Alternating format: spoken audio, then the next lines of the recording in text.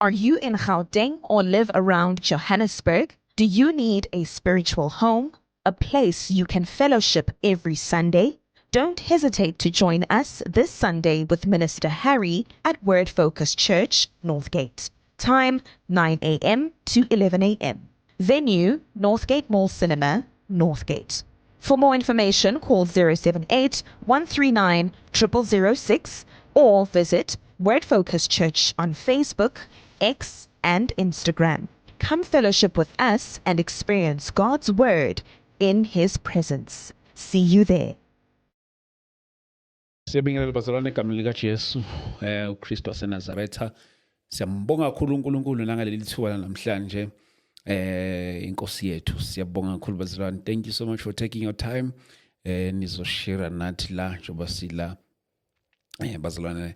I know this is your favorite platform, more especially if you umzalwane and you are here. You are in a very, very, very, very, very right place. So siyabonga kakhulu bazalwane. Ngihlezi ngi-appreciate njalo. I know ukuthi ukubuka izinto ey'fana lezi, it takes money bazalwane. You pay Wi-Fi, you buy data, nothing for mahala. So siyabonga kakhulu uNkulunkulu bazalwane ngalokho. Before we start our show bazalwane, I would like us to pray, and then we thank God. We recognize His presence in our midst. Egameni likaJesu.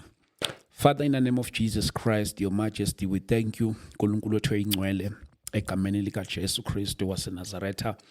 Father God, we thank you as we're about to start. We pray, oh God, in the name of Jesus Christ, through these conversations, through these engagements, oh God, we pray, oh God, that you touch our lives, you touch your people, wherever they are watching us from, oh God. We pray, egameni likaJesu Kristu waseNazaretha. Father God, Nkulunkulu namandla, this is kingdom advancement. We pray, mighty Father, Nkulunkulu wethu oyingcwele, finyelela kubo bonke odinga ukufinyelela kubona through this platform, in the name of Jesus Christ. Amen. Amen. Bafowethu, ngihleli nesayoni la. For the first time ever. Umfoka Mshengu. Yes, sir. Mfethu niyaphila? Ngiyaphila unjani sir? Ngiyaphila kakhulu mfethu. I don't know how is this gain there. Maybe you can give him a beat. Yes. Siyabonga kakhulu Mfeka Mshengu mfethu. Unathi la isayoni. Yebo sir. Imododa. Esindisiwe futhi. Esindisiwe? Yes. Yazi mfethu Mfeka Mshengu, ngizoba nje nemibuzo nawe sizongena kuyona, but maybe for umuntu oqala ukubona mhlawumbe usiphi introduction yakho Mfeka Mshengu. Ngoba manje zenzani lezi zinto lezi? Devil is a liar. Sofia makufika mina hayibo. Yes. Mhlawumbe introduction engakunikeza yona siba ukuthi uNkosi Notho kaMshengu zalwa la eGoli ke isimanga. Okay. Ngizalwa eSoweto eBara. Okay. Ngahlala khona. Ngihlala ke la eIsrael for the rest of impilo. Ngikhulele Zion, so besikhonza ebandleni ekuthiwa kuse eHoly Mpumalanga. Qhekeka saya kwelinye la qhekeka nalo lelo kodwa la ngithola vele mina sengaseko ngoba ngasindiswa I think 2017 2018 into yami usindiswa isnacks kodwa, so ngatshontsha imemory card yomuntu oyekade ethandana nobaba ngoba ngithanda isound yeGod's Army. So ngezwe itende mina ngathanda itende ngase ngitshontsha imemory card ngaqale ngalandela ndisengizohlangana nezintshumayelo za babu NJ no uJesu uyabuya, so ngabanjwa ileyo nto leyo kwaukuba ngizosindiswa. So ngasindiswa ebandleni ekuthiwa iChrist Ambassadors khona eFosloras la ngihlala khona. Okay. La umfundisi umbule khona manje. Oh ngiyabona kagoguma Makhathini. Yes, ngiyakwazi. So ngavuma lapho ngiyakhumbula ngangifaka ikhindi namateki iSunday yakhona kwasindiswa nengane kababa uTabani usenior pastor wakhona. That's how vivid usuku lokusindiswa la kwami is. Ngasuka lapho, there is a charismatic church njalo. Yes. Ngangibalekile ngangaye ebandleni ngalelo langa. Hamba ngakhonza ngavuma uJesu lapho ngabuyela eZion. Madoda. Mangifika ke eZion ngafike ngazama ukushumayela uJesu. And I think one of the biggest regrets, mhlawumbe sengisho kuningi, but one of the biggest regrets solo ngasindiswa was leaving isonto engangikhonza kulo ngoba what happened is that mangabe ngibuya sengamamukela uJesu ngafike ngashumayela leyo nto I remember it was a Sunday ngashumayela uJesu ngabiza altar call after ngishumayelile kwezogogo kweza abantu abasha bethi bezokwamukela uJesu ngahlaliswa phansi kwathiwa ayikho umuntu onamandla one-authority ukuthi engayenza lento lela kule branch ngaphandle kwamfundisi so bajika abantu sebefikile bathi bayamamukela uJesu. That was the last straw ngabona ukuthi okay mhlambe la kusiyindawo ekufanele ngabe ngikhonza kuyo. So one of the things I regret the most ukuthi angizange ngihlale long enough to see if uNkulunkulu bengazange ngisebenzise ukudonsela abantu ensindisweni because noma bengikhonza khona bekuthiwa sikhonza uNkulunkulu it was mixture a lot of it was mixture so ngazama ukuza nalento kaJesu iyangazwakala kahle it was shut down in immaturity ngashiya in immaturity yabona manje ngoba sengikhulile I am able to recognize ukuthi hayi man bekuyi immaturity leya maybe uNkulunkulu in that season bekusebenzisa ukuthi uzodonsela abantu ubudinga isineke so isineke ilento bengenayo ngavele ngathi ngoba senenza imikhuba nje ngiyahamba ke mina ngaba nenhlanhla ngathola ibandla eliyiZion still kodwa elisindisiwe I think immediately after ngiphuma ngathola ibandla eliyiZion elisindisiwe ngashiya so ukusindiswa kwami first 2 years was hell lapho bengihlala khona nomndeni but ke story for another day. So kuleli bandla leli osindiselwa ukulona okanye ke ngishilo fellowship akulona uqeda kusindiswa like indlela yakhona yokushumayela ngizama ukulidela somewhere ngoba ngiyazi ukuthi kudala yabona lento eZayoni nento yabasindiswa fortunately enough nami ngikhulele khona noma ngakhulelanga eZayoni but ubaba wami ubeyiSayoni so ngihlale naye so yabona ukuthi ngiyayazi lento so kwakuhlezi kwakunalento nje ukuthi abasindiswa neZayoni and iZayoni zaziwa ngokuthi zithanda imithi zinokuthakathi njalo njalo zonke lezi zinto so mawukhuluma nje ngensindiso kwiSayoni nje amanzi noparafini yabo so wena usindiswa la eZayoni indlela yokushumayela ibikade injani indlela yakhona so yazi futhi lento ihlekisa ngoba so I usually do ama Bible study ku TikTok recently bengwenye live ngathi mina ngiyiSayoni isindisiwe bathi nje akuhlangana fanele ukhethe ogodwa either usindisiwe noma uyiSayoni awukwazi ukuthi ube yikho kokubili lo muntu futhi mangabe commenta he went as far as to say it's not biblical ukuba yiSayoni uphinde usindiswe futhi ngani mina ngazi ke uyithatha blendo le but la bengikhonza khona indlela yokushumayela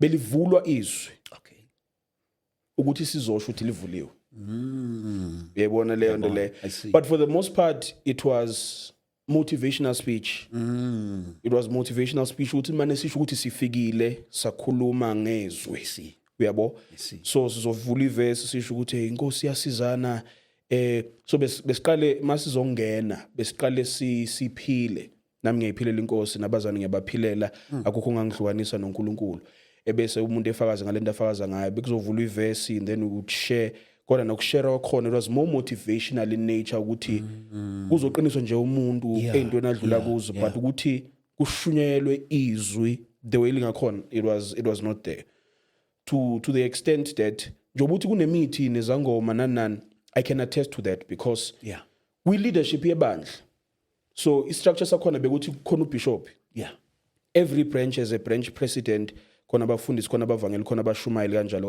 uya graduate ke la akusifa ifolder ubizwa kuthiwe office lakho yileli cha uya graduate uqala umshumayeli ube umfundisi ube umvangeli yabo so ubishop ubeza nezwi ene substance kodwa abanye bama president akhe we openly izangoma la la ibandla youth president yethu at that time ube isangoma openly ifika nabuhlalu neziphandle sizokhonza even sekuzungezwa yayizwa lento etrendayo kulezi insuku eshiwo umfundisi uShezi ukuthi iZion mangabe zizungeza what I saw was different ukuthi hayi akusumthandazo lo kukhona into enyakaziswayo ukuze kuzokwazi ukubholofidwe bengimazi ke mangabe seyivukile into yakhe bezolokha izandla kanje eshake bese phonsa abantu ngezitulo ke bese kushaywa abantu ke bese ke kube yonke leyo nto leyo yabo bese ngasiye lo Zion lo Zion 1 lo jule yakhulu lo cha bese ngenawo amabhavu bese ngena kodwa bese nazi intambo abantu bebenza imikhuba yabe side so although bebangayenzeli la ebandleni but bebayenza still esayidini. Okay. So abantu bebenza imisebenzi behlabe benza amatiye yonke le nto le while sikhonza nabo la. So it wasn't exclusively different ukuthi siyakholwa ngapha senza isintu. Ngisho nasekhaya ke Okay. la ngikhulela khona. To this day wonke umuntu unayo lento uthi ngiyakholwa uNkulunkulu. Yes. Kodwa bayisebenzisa imithi. Yes. Bayaphahla. Yes. Benza yonke lento. Yenye into eyenza ukuthi ukusindiswa kube nzima ke ngoba ngathi ngisindiswa ngathi mina ke bhekani mina nezinto zamadlozi asisahlangana. It was a struggle ngoba bengihlala nesalukazi at that time. Kwaba inkinga ke for about 2 years. Yabo? Ngaze ngazomove Eastern Cape for about 3 years ngahlala khona ngabuya only recently. So kwa yileyo nto leyo ukuthi nje eZion there's a lot of mixture. And uma ngabe uza nayo lento le in many cases abafuna ukuzwa. Yeah. Many cases so I usually understand abantu abana le stereotype ukuthi eZion insindisa ayikho. Yes. But ke over the over recent years sekuprovekile ukuthi ayino ikhona khona umpostoli uDladla. Yes. Abashumayela ebandla lakithi bakhona ke baningi abantu abashumayela insindiso khona ohlokohloko eKZN. Like there's a lot of pastors that are emerging eZion abayimela insindiso. So I think it's beginning to change. You would think ukuthi revival uzoyithola lena emabandla nasindisiwe, but I think iyenzeka la manje. So uzofika eWeseli ufike eZion ufike uthola ukuthi oh Nyland iyabuya le babeyiphethe before. So I understand why kunaleyo nto ukuthi umuntu oyiZion akabuye esindiswe futhi. Yeah. Like how you balance this thing yokuthi ngiyiSion Kodwa ngisindisiwe. kodwa futhi manje ngisindisiwe. I think kulula ukuyibalance. Yazi mina ngihlale ngiyichaza kanje ibandla lakithi ngithi mina ibandla lakithi lisele ngaka libe charismatic. Sishoda ngekeyboard nokukhipha lezinto. So thina indlela yokukhonza kwethu siyakholela embhalweni yonke. Asenze masiko. I think ukuvatha kwethu is so that we can be able to reach iaudience eUZion. Oh. Yona into esihlalisile singasho in a sense nokuthi ke kukhona abantu who don't prefer keyboard. Yes. Nalokho kunye Yes. indlela yokukhonza. We prefer lokukhonza lokwethu kweZion isifutho na yonke lento le. But mangabe ungaqhathanisa thina na and the average charismatic church uzobona ukuthi ayikho into ehlukile. Siyakholelwa kumoya engcwele izipho zonke ke moya engcwele. Siyakhuluma ngelimi siyaprofeta sibeka izandla kwabagulayo bephile. So yonke lento ozoyithola in your typical church yabasindisiwe uyayithola lapha. Umehluko nje ngapha Ukuvatha nokuthi nekeyboard siyafutha phela. Kodwa ke sesiyayifaka ngoba besi iphasika lethu belila Springs we had hired the conference center besifakile ikeyboard. Okay. Bedlala mina ke lapho cause angigcina ngokuthanda iGod's arm ngafunda ikeyboard after lapho. Hey my dad. So uma ngabe ngithanda into yetende ngayithanda to an extent that ngafunda ikeyboard. Singasho ukuthi futhi abanye abantu ababe instrumental to ukusindiswa kwami abanye bafuthe bekade bedlala ikeyboard abeba rente omunye beka rente ekhaya omunye beka rente opposite ekhaya beba abangani. Okay. Usabelo noNhlakanipho Sibiye. Okay. Bathi mangabe befika ngathi mina nayi lento bengizwa kulama recording lawo beyidlala la endlini because beba nokubuya esontweni bephethe ama keyboard yabo so bebazodlala lapho ngayithanda lapho ngafunda ikeyboard kwakuthi we have conversations nabo ngaqale ngachazeleka ngalento engiyamkelile esontweni lapha kaMakhathini. I think i-discipleship process yami ngoba bengenabo abantu abebazongidisciplisha esontweni ngoba after ngisindisiwe ngahlala 2 years kulele sonto. So bengenabo abantu who disciple me into what ukusindiswa is. uNkulunkulu made it possible ukuthi kufikele abafowethu lapha abawo keyboard player. Contrary to popular belief, kukhona keyboard player abakholwayo ngempela. Yeah. Laba bebakholwa ngempela futhi bemthanda uNkulunkulu and they taught me ukuthi umuntu owesilisa osindisiwe uyiphatha kanje uhamba la wenza kanje ubaphatha kanjani abantu. Yabona eZion sinayo into ethi ke thina sinobuntu ukudlula abantu bamabandla asindisiwe. Charismatic. Yeah. Uyabona mangabubuka iZion noma ngathiwa sithi ayikholwa kanganani kodwa ngobuntu zizokushaya. Ziyahambelana, ziyaphilelana, ziyancwabelana, zenza yonke lento le. So bengiqala ukubona futhi nabafowethu abasindisiwe from charismatic churches abeba nobuntu ngale ndlela le. So in a way noma bekungasinde direct kodwa they discipled me bangifundisa ukusindiswa kuyini ngendlela bebaphila ngayo. So ngathatha from lapho and I had to learn on my own. I didn't have umuntu who discipled me direct. Nganzima ukusho ukuthi ngizothi mina hayi nanga umuntu owangikhulisa enkosini wangifundisa. It was not until I got to ibandla enkulu that I started getting ifundiso. So the way I balance into yokusindiswa nokuba isayoni ukuthi nje ngiyafana na wonke umzalwane osindise abakhonza ngekeyboard ngama drums ongani. Yes. Ukuthi nje thina siyavatha la. Every belief that they have sinayo. Yeah, la. I think futhi enye into engenza ukuthi ngihlale eZion iqiniso nje lokuthi bayazi nasesontweni angifihli. I don't prefer umculo waseZion. Mina. Into engidlalise kule bandla engikulo yizwe. Oh, actually I was about to go there ekuthenini ukuthi since usuna into yokuthi manje ngisindisiwe and you fell in love into this thing yama charismatic. Yes. Through DVD wakade uyibuka okanye uthitha yini SD card. Yes. Engayibuki kodwa le podcast. Uyazi ubona ukuthi iyatshontsha yimi ngempela le SD card. Yeah. Yes. So muye mhlamba ngabe nokuthi okay uJesu sekuzuzile ngaleyo ndlela ngendlela akuzuze ngayo mhlamba ubenayo nehange ukuthi mhlamba let me go fellowship with ama charismatic churches kungesi ukuthi mhlamba usuyayekeza yona kodwa mhlamba ukuthi usufuna uba completely njengapha abasindiswa mhlamba yini ekwenza ukuthi uqhubeke kube ngapha mawuthi uzolalela kahle umbuzo wami ucishe ufana nalo wasekuqaleni kodwa futhi manje ngizama ukubuza ngenye indlela ekuthenini ukuthi noma usindisiwe uhlaleleni kodwa futhi manje uqhubeke kube la inengidlalise kule bandla engikulo igama esisekelo sama Jerusalem into engenza ukuthi ngihlale lapho yizwe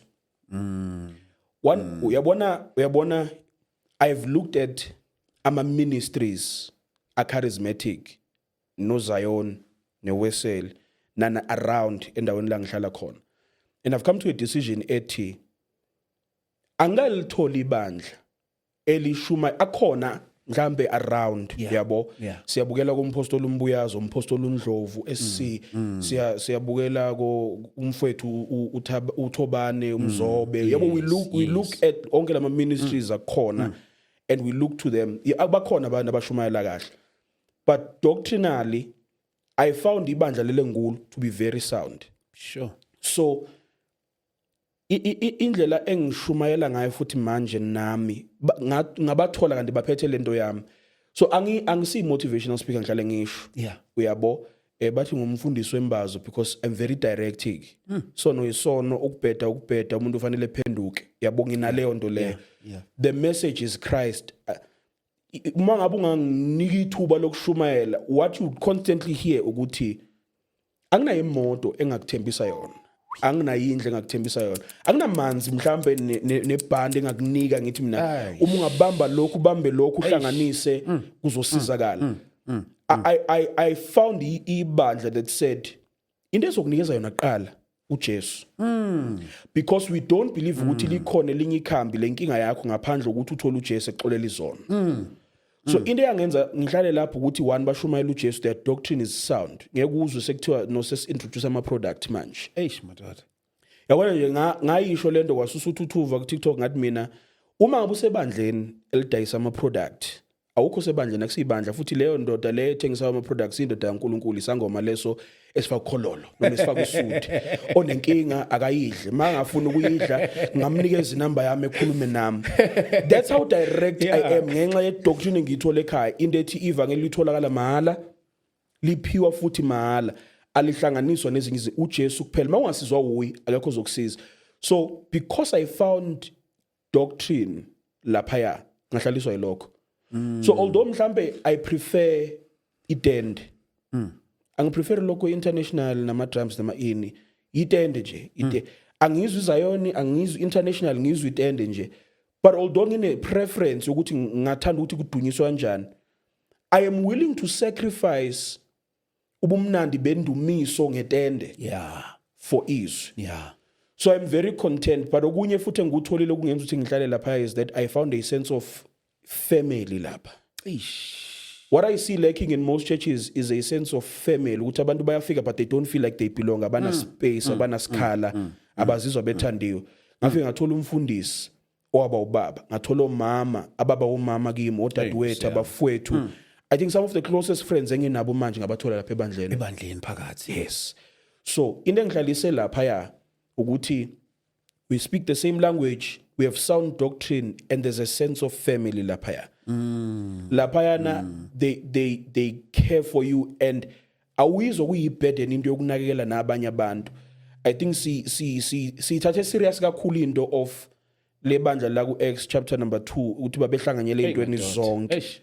So uma ngabe ushonelwe sifika qala sizokhala nawo uma ngabe usesimene esinzima uma ngabe uswele asithi sizothandaza nawo sithi udingani sikusize. So ngokuthola yonke leyo nto le I was like okay this is a place angahlala khona. So nalensindiso yami can be maintained la. So yinto engihlalisile. Mfowethu, what would you say to abazalwane more especially kwi-denomination yabasindisiwe njalo njalo abasana le mentality yokuthi ayi awukasindiswa kahle mawusafaka i-uniform yeah ngifaka amabomu ngenxa yalokho. So mina inkosi ke yangenzela umusa ukuthi ngikwazi ukuthi ngidlule to other denominations. Yeah. So beginning of the year bengise Peter Maritzburg, it's non-denominational leya nkonzo leya. So abantu abasindisiwe usiso beka hostile ungaphansi kwamfundisi uhabile eMCC eMaritzburg. So ngiyafika lapho kodwa mangifika ngifiki ngigqoka isuit. Ngifika ngivathile ngamabomu futhi. Last year was at a conference eBhayi. I could have chosen ukuthi ngigqoke normal. Isebhayi vele ngahlala 3 years bayangazi bangijwayele. Angaze futhi ngivathi ngikathi ngisebhayi. Kodwa mangabe ngibuyela ukuyoshumayela ngenza ngamabomu ngafaka ugreen wami. Oh suka.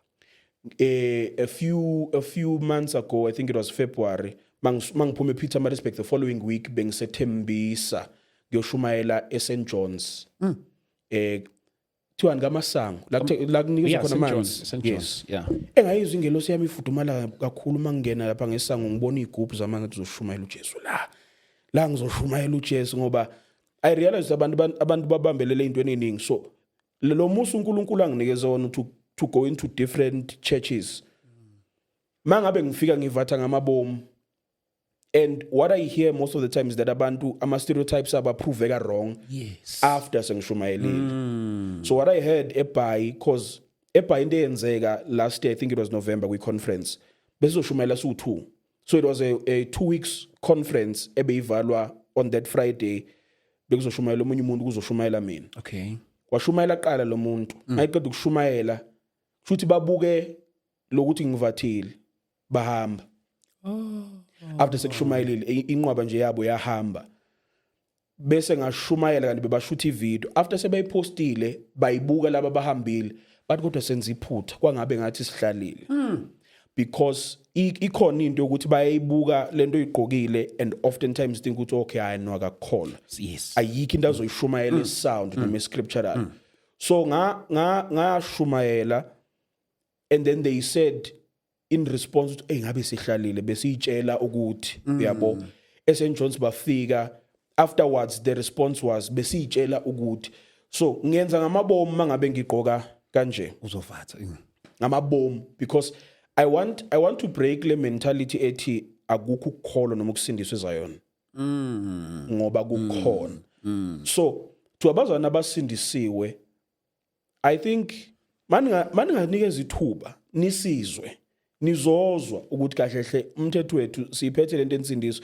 And there's a video yababa othi many of your powerful preachers baphuma la eZion because yabona one thing I love about isonto lakithi is that yes ifana neZion zonke ukuthi bakunikeza ithuba lokuthi ushumayele but into engiyithande ngomfundisi wami so mina I am a teacher ngiye ngidlale nje kanje ngifundisa umfundisi wami weza kimi ngelinye ilanga wathi kodwa wena ukhona umlilo owucindezele njengamabomu wena ungavutha wena yabo. So njobe sikhonzile lapha ya izolo kwi open air kamaboss. Yes. Ngisheshe ngahamba ngoba ngizokhe ngathi kuzoshumayeleka lapha ngathi ngifunda iscripture for umfundisi obekaza before umvangela uChisi. Bengasuka umuntu omlilo but I got there and they refined igift yokushumayela khona lapha ya yabo. So I think all of the things that you find lapha kuma charismatics you can find la. Yes. Yeah. So bangabuki nje bajaje on the basis of lento le. Umpostoli uDladla wake wathi entshukumeni wathi le indwangu yendiya. Oh, suka. Indwangu efana nalethu ngisudi. Hey madoda. Yabo, so mabuzo akunamandla la. Asiyithandazeli ke lento le thina. Amanye amabandla ayithandazela. Fanele bengikhonza kulo. Muthe ngisivathu fanele uze sithandazelwe khani uzosiqoqa. Kodwa muthi uyacheka sibanga izinto zona ezingathi sure kwesinye isikhathi ngoba awona lamasudu akekho umuntu owathi mawusindisiwe ufaka isudu akekho umuntu owathi mawusindisiwe emele ugqoke ishethi it's our preferences bow ties or tie so I preference yethu uthi ukuze mase ake ngigqoke ngalolu hlobo ukuze ngibe representative ngalolu hlobo but ngiyabona ba yabona nje lento uqeda ukuyiquote ukuthi most of the powerful preachers basuke eZion. I think I can attest to that because nabanye abaculayo uyabona ukuthi even emasontweni kuma charismatics kanje uthola ukuthi umbone iculo lo muntu ngathi ubuye eZion uze besho nje hayibo bakhona bayizayo bakhona bakhoza eZion lapha yabo ithi mayicula ingoma esesayoni esontweni ubona kuvele nje kushintsha imudi kube mnandi ngolunye uhlobo and abanye abazalwane wabona ukuthi bayithanda one of ingoma engibonile ngathi igcinidla kakhulu bayithanda kakhulu emasontweni iculo umfoka Ntanzi ethi nilinde nithandaze abantu mhlamba I don't know if abantu bayazi le ingoma esezayoni yes njengoba sebecula kanje kakhulukazi emasontweni so ngiyangibuka ukuthi once eZion always eZion kahle hle sengamani nje ufaka isudi kodwa ke umuntu wasezayona uyambona noma umbone etavern umbone etavern esedakwe utshwala edansela music ubona ukuthi hayibo lo muntu nangegwaba uyabona okay izayona uma ngabe usungenile I think into engiyithandile manje ngetende ukuthi they are incorporating lezi zinto zezayona abona ama beat akhona senesifutho kanjani yes because lento doesn't ayingo ukuthi usezayo there's nothing demonic ngesigubhu for instance ukuthi kukhona ke lezi ihamba imsamo uqala angikhuluma ngaleso kodwa nje ukushaya isigubhu uyabona le ndlela yethu nje yokukhonza le eyisintu so to speak it's even biblical mbongeni nangezigubhu yes so ayina nkinga leyo nto leyo and what I've seen is that abantu are beginning to embrace ukuthi hayi man sasiyekelani lento yethu le yokushaya izandla ukuthi sifuthe ukuthi sishaye igubhu ukuthi senzeni so they're beginning to bring it back so umuntu nje waba eSion ayiphumi inkosi yayo ayiphumi I remember ngise Bay for the 3 years lo enkonzweni I would enjoy it more mangabe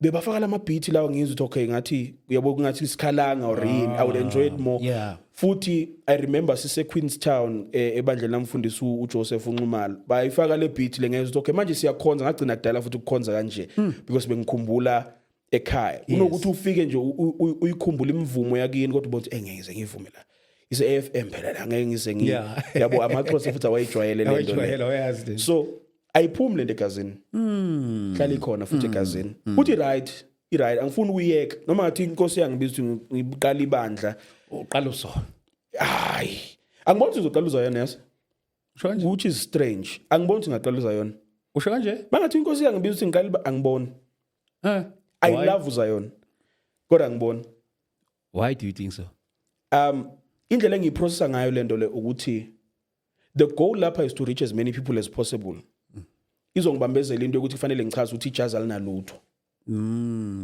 so ngimele manje because I think ukuthi kusase isizini yami ukuthi ngibe seZion ngibe submitted futhi kule bandla oke wahlangana nami uzokutshela ukuthi akekho umuntu oproud ngebandla lakubo nomfundisi wakhe njengananga umuntu yabo so la ngizoya khona ngizosho nje kunomfundisi nami ngumfundisi kodwa nginomfundisi ngiyahola yabo but mangathiwa ngiyavula ibandla I would never start iZion because there's too much admin trying to justify and explain and tell abantu time man lento ayinalutho uma ungaqala manje wenza ihouse to house unokhe wenza door to door to abantu abaningi ubatshela ukuthi ayino siyakhonza on Sunday siyiZion noma ngathiwa bayizwe yangakanani message yakho bazobanjwa nje ilokuthi utheni iZion so many people baningi abantu that I preach to so angazi kwenzeka kanjani, i very weird.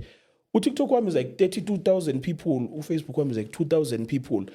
Yabo, but I get to preach to a lot of people on a weekly basis with TikTok. Baningi abantu who wanted to know ukuthi ngikhonza mhla ngithi ngiseZion bathi cha siyabonga. Yabo, so baningi abantu engabe bayeza bazokhonza bezozwa lento esiyishumelayo doctrinal bathi siyayizwa into oyishumayelayo ku TikTok. Sesidide nje ukuthi awugqokanga phela ku TikTok. So siyayizwa lento oyishumelayo ukuthi nje ukhonze Zion. Madoda. Yabo, so mangabe ngathiwa ngiyavula, my goal is not ukumela ibandla nesivatho nani. My goal lapha is to get as many people saved as possible. Yeah. So if ukuthi leyo mandate isheshe iphusheke kungena ama distraction, sometimes lento ingaba i distraction. Ivimbe mandate ukuthi ngifikise uJesu kulabantu engibizelwe kubo. So if ngibona ukuthi iningi labantu engibizelwe kubo banenkinga nalento, ayimanisale phansi lento. Ish. I'm willing ukuthi isale phansi lento le ukuze ngikwazi ukuthi ngifinyelele kulabantu kufanele ngifinyelele kubo, because that's how committed I am to making sure that abantu bayasindiswa. So if lento isikhubekiso ayisale phansi, the same way Paul achaza ngakhona ukuthi uma ngabe lento ozoyidla ehlatshelwa amadlozi uthi akunalutho ukudla okuhlatshelwa amadlozi, kodwa mangabe khona umfowenu obuthakathaka la ozobona lento yenzayo izomkhubekisa ekukholweni kwakhe ungayekho. Yes. So if ukuvatha kuzoba isikhubekiso kubantu engabe bayangena ekukholweni or abafowethu ababuthakathaka ayisale phansi, I'm willing to uyishare phansi. So this is my reasoning behind why mangathiwa ngiyavula ngize ngivula iZion.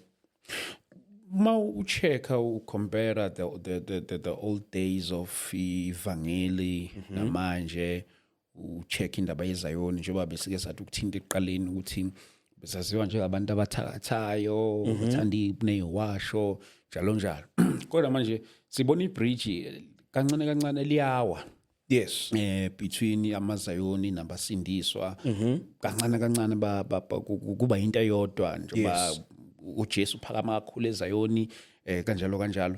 So ngifuna ukuthola lento le uma ubuka abazalwana abasindisiwe, are they doing enough na to embrace amanye ama denomination kakhulukazi enza izinto lezi bona bangakholelwa kuzona? Yes.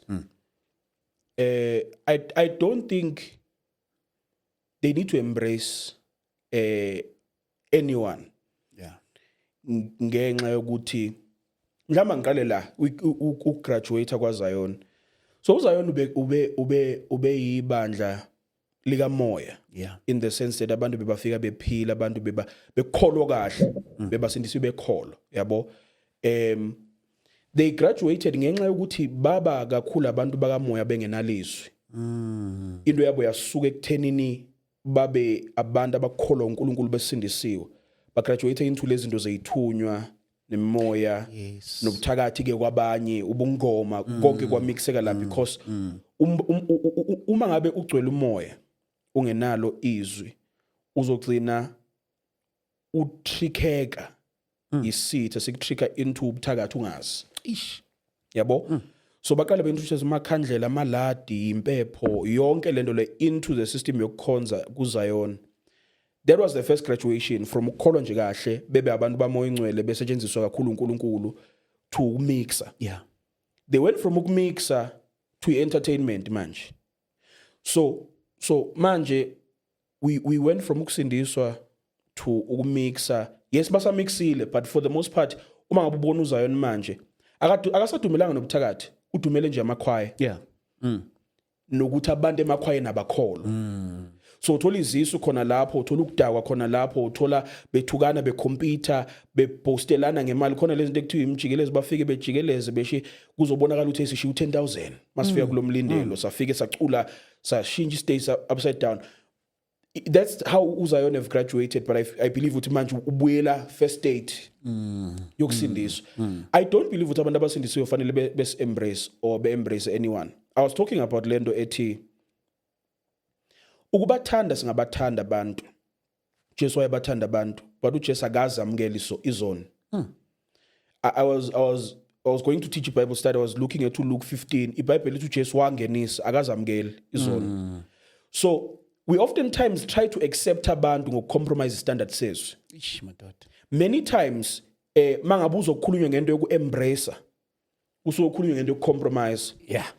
Uzokuthiwa no kufanele si embrace abantu be LGBTQ ikhona into ethi noma ngathiwa sifanele siba embrace sibathanda enough ukubatshela ukuthi uJesu wabafela besasesonweni sabo Hey madoda. but sibathanda even more ukubatshela ukuthi uJesu akabafuni beqhubeke esonweni sabo so many times mangabe sikhuluma ngokuembrace sithi nobamukeleni banjalo uJesu akamukeli umuntu because ukwamukela kusho ukuthi umuntu angeke azashintshe uthi sengixolisa inhliziyo ukuthi uzolokhe nje so asamukeli umuntu angifuni futhi nabazalwane baze basamukele ukuthi nowamaza yona nje asibafakeni siba embraceeni no fanele bebe nayo into ethi ukuthi nokuthi nje kuyi standard uthi la sithakathi la sebenzisa imanzi sebenzisa amafutha asina intambo yabona yonke lento le it is when there is a clear defined standard that abantu bangaphenduka the reason why uzobona izayona eziningi zingaphenduki is because there's no clear defined standard bona ibandla lilikhulu kunabafundisi but there's no clear standard to abantu abasha I was Jesus last year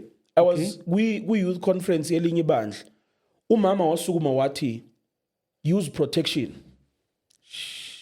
no I uthi fornication wrong no use protection ekhuluma nabantu abasha kwi conference esontweni kugcwele so yabona ukuthi manje because there's no clear defined standard masilokhu sizolokhu sipush agenda yokwamukela yokuthi abazana bas embrace silokhu sinje kusakude ukuthi abantu bephenduke so mina nginayo into ethi I don't care ukuthi unokholo longakanani nokuthi ukhonzeka kangakanani nokuthi uhlabelela kangakanani uma ngabe ungafuni ukuphenduka akusindawo yakho le angixoshi umuntu but ngisho in the sense yokuthi we will not sikunese sikugone kwangathi lento yenza i-right because that's what we do ukuthi sigona abantu kwangathi lento abayenza i-right that's why they don't see need ukuthi baphenduke iyamkeleka phela lento abayenzayo so angifeel like abazali kufanele bamkele uzayona ongafuni ukuphenduka they must stand very firm the same way firm when it comes to abantu abagay the same way firm when it comes to abantu abadakwayo the same way firm when it comes to abantu abaphinga ababe firm nala kuzayona ababe firm ewesela ababe firm Anglican ababe firm whatever layens why ukuthi webazana ngiyanibona ukuthi niyakhonza kodwa ukukhonza kwanele umuntu ufanele amukele uJesu ephenduke futhi ezonweni because manje there are many reasons angenza ukuthi ngishiyele bandla kade ngikhonza kulo uthola abafundisi bakipitile khona la bazinyanga khona la bathatha imali bayidle khona la bayadakwa sibuka khona la bafike bezoshumayela kuyiphasika bedakiwe khona la bamithisa izingane khona la and we have to watch and embrace yonke le nto le we can't so uma ngabe soloko siphusha i-agenda ukuthi kufanele si embrace kusakude ukuphenduka so no angikholwa ukuthi kufanele be embrace ukunesana nje ama feelings nje leyo uma ngabe abame ukuthi standard nas umuqa now either ungapha noma ungapha akekho zothi mina hayi ngilapha phakathi nendawo because lento yokungabi ne standard yazi yenzeni isikhandela ama Christians ngithi mina ama hyphenated Christians ukuthi baphethe uJesu basezweni heavy futhi yes so uthola umzalwane uyashumayela noma uyi-chorus leader ke zayona uyahlabelela kodwa la unezise ezu3 madoda ngiyazi kuyenzeka nasematendeni ukuthi ama-worship leader enze leyo nto leyo kodwa sengibekisana nje mina ngapha kwi-context yethu yabo because there's no clear defined standard la kulokhu kuyaqhubeka kwenza so abangayamukeli leyo nto leyo abame nje bame bathi umuqa nawo abantu abasindiswe bephenduke simple ngiyangibona lapha kini angazi lapha ezayoni kancane kulento zoma gays and lesbian azizinyana ngapha kini ezayoni ziningi cashile because ngapha kube basindisiwe ubone nje ezinye zathu zikuma worship team and uzi embrace yo nje impela ke futhi ke khona even worse but not all churches but ngangizwa kaphi not all churches ngangizwa kaphi most churches yes ngapha ke nezayoni like ni address kanjani ni deal kanjani na into kanjani I think sengikhulumela ibandla lami ngeke ngize ngikhulumele la amanye ngasi yes kodwa ebandleni lakithi what we do is preach izwi kube ilona elihlaba wonke umuntu so kama ngikhulumele mina ke indlela engishumayela ngayo ukuthi angizwe ukuthi mina kukhona isono esincane khona esikhulu because sometimes we spend so much time attacking itabane siyeke laba aba straight abafebayo khona la siyatheka ohlebayo siyeke lo sepulpit oqamba amanga. Ish. So mina approach yami is that ngizolifundisa linjalo lonke futhi izwi. Ukuthi uPaul uthe encwadini yabaseKorinte bokuqala I think chapter 6 idako abaphingi itabana abaqamba amanga abahlebayo ababula yonke lento bonke bayafana futhi abazi ukudla umbuso. So I have an equal approach. So angeke uzungithole ngimile ngizokwenza isermon ngeitabana. Uma ngabe ufuna ukuthi si-engage i-conversation about itabane, ngizokutshela ukuthi okay asihambeni seku Romans chapter number 1, iBhayibheli lithi uNkulunkulu wabanikeza iqiniso kodwa balala ebese uNkulunkulu wabanikela einkanukweni zabo. Inqondo yabo imnyama wabanikela. So nje ubona indoda ilala nendoda banikele, umfazi elala nomfazi banikelwe einkanukweni zabo. Futhi nje baye kulahlweni. That's clear, that's scripture. Noma ngathi uJonathan noDavid benzani na icacile le kukhuluma uPaul inspired by the Holy Spirit uthi labantu banikele balazi iqiniso ngodaliweyo bakhonza indalo. Because when you see most ezayoni ngaphandle kwaba ngakholwa at all, you'll find that most yabantu abazita abantu baphinde futhi babe nobizo lobungoma futhi. Hey plus. Babuye yabona leyo thola indoda iugogo ubani, umfazi umkhulu ubani. So you find yonke leyo nto leyo active le ngaphandle because we don't want to embrace scripture. I think ebandleni sibakhathele yimi. Kodwa njalo mangima nginento ethi uJesu wathi okholwa yimi njengokusho kombhalo. Not njengokusho kobuzwe bakhe. Not njengokusho kwemizwa yakhe. Not njengokusho kwemicabango yakhe. Not njengokusho futhi kwama influencers. Not njengokusho komfundisi wakhe okholwa yimi njengokusho kombhalo. So uJesu une standards sokuthi abantu bamkholwa kanjani. I see so many influencers ngiyazi ukuthi mhlambe ngiyaphuma kuleyo mbuzo, but I see so many influencers umbona umuntu uthi gay. Siyawathanda futhi amahlaya akhe uzipositiona njengomuntu okholwa kodwa uyabona ukuthi openly ugay. Yabo ebesathi mina noNkulunkulu I had one ethi mina noNkulunkulu sine personal relationship. Uma personal relationship yakho ingahambe embhalweni awuna personal relationship noNkulunkulu. This is how we justify isono. So what we do esontweni is tell you ukuthi either uyalikholwa lonke iBhayibheli noma ulikholwa. So lapho ke komele ukuthi umuntu eyihlukanisele ke uthi ngiyaqhubeka nobutabani noma ngikholwa iBhayibheli. You can't have both. Yabo we are willing ezibandla because kunomehluko kunabantu abawu2 khona umuntu who is struggling nehomosexuality ekholwa khona umuntu who identifies as a gay Christian. Those are two different things. You cannot be a gay Christian, you cannot be a Christian elalayo nabantu engabashadanga, you cannot be a Christian edakwayo. No, you cannot identify as leyo nto leyo. You can be a Christian and struggle ngaleyo nto leyo uthi ngiyafuna ukuyeka ngoba ayihambisani nombhalo. Exactly. So thina kwethu is to give you awareness of scripture. Uthi umbhalo uvuma lokho awukuvumi lokho, uvuma lokho awukuvumi lokho, uvuma lokho awukuvumi lokho, ebese kube uwokhethayo ukuthi ngumzalwane enough ukuthi ngizo yabona lento siyayiqinisa yithi discipleship. Into engiyithanda ukuthi sengakasingeni kakhulu eNigeria, so asinama portal nama realm nama dimension sengakasingeni kakhulu eNigeria. Thina sisaqinisela kakhulu la ku discipleship ukuthi bonke abanethembe linjalo bayehlambulula impela bangcwele ngoba ngingcwele. Saqinise kakhulu lapho. Ayikho wrong. Ababone amaphotana kuhle. And I said this by komunye bekathengisa amafutha beshumayela lezi zinto zamaphotala ngathi mina uhlulwa inyama yakho ngoba kuyimanje uhlala nesitaba endlini. Mposto njalo lo phelele okugcotshiwe recognize wayo. Ngathi mina uhlulwa inyama yakho ufuna namaphotala nama realm. Wazibani lapho? Because mangabe usicabangisisa lento, let's say kukhona lieutenant general police station. Kukhona amaphoyisa ngaphansi kwakhe. Uma uhlulwa ila maphoyisa ngaphansi kwakhe, how do you think uzodila no lieutenant general lephezulu? So uma usahlulwa inkanuko, usahlulwa kuyithiba, usahlulwa utshwala, usahlulwa amanga, usahlulwa ukuhleba, ebese nizofuna ukudila nama principalities endawo. Exactly. This is what we have. Emabandleni asindisiwe no Zion nobani. They want to be very spiritual ekudileni nezinto ezileyo. Sibambana namandla emkhathi uhlulwe ukubambana nenyama yakhe izolo. So thina siqinise lapha ekuthenini abantu abasindiswe belandela uJesu. And then lokho kunye kuzophuma from ukulandela uJesu. Lapha ngeke uzobe umfundisi. One of the things we inquire about before umuntu ezokwenza uphila kanjani. We don't care about isipho sakho. We don't care.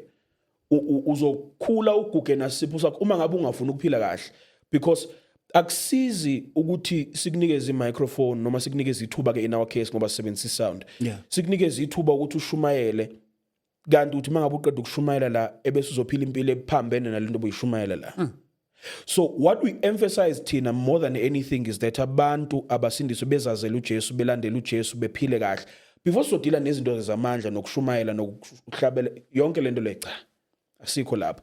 So we don't necessarily address isono ngasinye unless mhlambe kuyisifundo, because we usually have ifundo phakathi neviki virtual ukuthi singayi address izinto kanjalo ukuthi okay, this is what fornication means. If fornication yenziwa kanje, this is what you should avoid. These are the consequences. So what we do when we teach, we take a holistic approach ukuthi sikutshela ngento okufanele uyiavoid. Why kufanele uyiavoid? Because I realize ukuthi esontweni ngezwe ngikhula kuze kube manje sashunyela. Ningalali abantu abasha. Njengoba kuJune nje kanje, ningalali abantu abasha. Musubuza why ningalali abantu abasha. You never find a reason. Yeah. We never talk about soul ties, we never talk about ukugula, unplanned pregnancy, yonke lento engama consequences eza nokuthi umuntu engalali. So we don't tell you what not to do. Sikutshela why ungamela nguyenze. Okay, usayenzi ke wenzani? Because what I realize ukuthi we preach holiness half. Sitshela abantu ukuthi bayekeni, asibatshela ukuthi benzeni. And omunye kulabo sibatshela usekwenzile. Yebo. And akayithola isolution ukuthi so umshaye wamshaya ebese manje akazi ukuthi enzeni. So yini umuntu ogangile mayebanjiwe either uzoxolisa noma uzoqinisa ibinde yenze kakhulu leyo nto leyo. Look at amadoda ashadile, look abantu abatshontshayo, look at abantu ababuye ejele belokhu bebuyela many times. Either umuntu uzophenduka noma uzoqinisa kakhulu. So uma ngabe ushaya and not rehabilitate umtshela ukuthi umuntu nofanele wenze kanje, uzobuyela kakhulu esonweni. So when we teach, maybe sithi siyayitargeta ke into esono esithile, sizoyifundisa holistically, but ukuthi si address nje ukuthi idaba nje la ebandleni kanjani cha. Ukuthi zikhona mhlambe kwelethi ibandla cha siyambonga kakhulu uNkulunkulu ukuthi sisengakabi naso. And noma siba khona ngeke sasebenziseka lapha sifice seyicula okanye cha. Uyazi ukuthi mhlambe zingathola ithuba mangabe kuthiwa kuvule nje ithuba lokuthi abantu bafakaze ngoba bangakwazi ukuthi besukume beyo ngoba kusuke kuvuleleke wonke umuntu bangathola ithuba ngaleyo ndlela. Kodwa uthi ubathole sebafaka ukukhololo noma sebasetshenziswa in an official way la ebandleni ngeke kwenzeke. Asikhonto ishila lapha engithandile othi you cannot deal with a territorial spirit failing to deal with yourself. Inyama yakho. Ngoba sijahe kakhulu kulento yokudila nama territorial endawo we country njalo njalo, but failing to deal with our struggle nje, my personal struggle bese ucanga singagijima ngiyodila nezinto ubambana nemkhathi. Yazi lento ngiyibone kuJesu ngingatheli ngoSathane. Yeah, I always thought mina ukuthi ukulinga kaJesu uSathane ukuthi nje emwise or kanjani, but I never realized ukuthi uSathane ubelwa nokuthi ukuya kaJesu siphambanweni kube yizi. So ukuba uJesu waguqa uzobe senesono. So it was nullifying ipurpose yakhe ngokumenzisa isono. yeah. So you cannot fully pursue purpose uma ngabe usahlulwa isono. So we cannot begin to say I know so deal nama territorial spirits ama demon omkhathi okwenza deliverance. Udeliver kanjani uboshiwe? That's my thing ukuthi okay uboshiwe nawe njengaloyo umdeliver kanjani? Uthi usathene ukuguqa kimi. Yazi bengibekisa kanjani ngithi mina lento ukuguqa kaJesu ibithi ngiyakurecognize as an authority over me. Anytime uzoguqa umuntu oyinkosi noma emntwini ongaphezulu kwakho. So ukusho ukuthi uJesu kube waguqa kuSathane ngalelo langa wehla entabeni. Mangabe efike edemonini, idemon belingeke lize liphume, belizobuka uJesu lithi wena waguqa kulo esiguqa kuye nathi. Inkosi yami. So thina singabasebenzi siyalingana ngesiziguqe kuwe. Ngesikhishwe uwe. So many of us siguqa kuSathane sicaba sokhipha amademon. Awukwazi ukukhipha idemon ukube uguqa kuboss uSathane. Every time you take an off, every time you give into temptation, every time uphile esonweni actively bese utshela ukuthi wena uzosuka lapho bese uhambe uyokhipha amademon. This is why we have performances kodwa yasikho lapha. Most of this is staged. Umuntu nje akezwanga namandla useyazi ukuthi because sesifundile ubusonto mangibeka isandla fanele ngiyiwe. yabo. So it's not necessarily deliverance. That's why uzothola abantu abawayo baphila actively esonweni. bavuke bephile benjalo. Yes. Bafowethu sihleli naye la mfoka Mshengu yes from eZayoni bazalwane Zayoni, but the man eveza uJesu ngendlela isimanga more than iZayoni lezo wena ungathi mhlawumbe uyazazi usimo checka kudala khona iZayoni engazazi ukuthiwa yina amaJericho. Yebo. Thanda indlela yayo yokukhonza kodwa ayibona hayi. Ezofaka imbazo, ufaka ichain, ufaka ibhodwe, ufaka ingubo eyemakhala ngiyazazi. Yazazi. Ngeke ngibone ngapha ngakithi ayikhona kancane angaze ngikhumbule ngizobaveza uJesu. Safika saphambana nazo siwaze ngendlela eyisimanga. Bagcwele ke Swazini. Safika sashumela uJesu bhekise emngcwabeni emlindelweni. Sukuma lenqwele mangabe siqeda yathi leli bandla ngelami. Akukho wathini kodwa wasabisa nje ukuthi nizogcina nishayekile futhi nje manje lokhu nibhizi niqhuba lento yenu la. Leli bandla lakithi. Umfundisi even once went kwenye indawo ngapha eJimmiston bekushoniwe bekuyi inkonzo nje yokududuza. Okay. Ofika yena beke uyiZayoni bengasi Jericho umfundisi benesithembu ube yisangoma. So umfundisi yena akazi. Umfundisi njalo ke mangabe thina siphumile thina asinamavesi okungcwaba o ukududuza. So mangabe sibandla sizokungcwabela what we do is sizoshumayela uJesu thina. Sizovangela kahle hle. Yeah. Ofike ezoduduza ke washumayela uJesu kanti uzothinta isithembu ubunyanga. Yasukuma le ndoda le yathi singaphumela ngaphandle. Singaphumela. So into ekhona kukancane uthole Jericho kukancane uthole Jericho khona abantu abasindisiwe. Mhlawumbe ngabe bakhona sibazi kodwa hayi angeke ngize ngiyikhiphe out of the question ukuthi bakhona kodwa hayi but phela Jericho now they fall under Zion ne. I think bahlukile kuneZion. Bayinto yabo nje. Yinto nje nabo yena bayinto yabo mhlawumbe bacishe bekhonze njengathi kodwa abasiza yona xobo bayinto nje yabo. Kodwa bona abantu babuye babe nezigubhu lezi beshana noma but I think namaZion they used to have these group. Khona basenazo labo kuthiwa uZion 1. Hlukahlukene. Yeah, khona uZion 1 is more iZion lo bambelele kulento yakudala ke le uyishoyo ukuthi la khona izangoma ababolofiti nani. So yibona nokubathola beshaya igubhu phathu uvududu impempe nani. Yabo lezi zinto azikho wrong. UZion ngathi ngidefenda uDokotela uMdletshe azikho wrong noma isetshenziswa itende lokuhlangana. Ngiyathanda indlela abakhonza ngabakhonza isinto iyangijabulisa leyo nto le kodwa mabe sebeyihlanganisa nobungoma ke lapha eZion 1 la silahlana khona. So kukhona uZion namanje osakhonza kanjalo usebenzisa isigubhu namaJericho ke nawo ayasebenzisa I think ayasebenzisa isigubhu nabo. Yes. I think thina abazalwane sine concept yokuthi ngoba naku ngengabona endaweni ethile besebenzisa into ngendlela ewrong shoot leyo nto le iyabheda. Yebo I think nayo ke I challenge yethu ngoba shoot mangaqhamuka iSathanist liphatha iBhayibheli shoot sothi sizasiyeka singaliphathi yebo yebo. I think hlale ngisho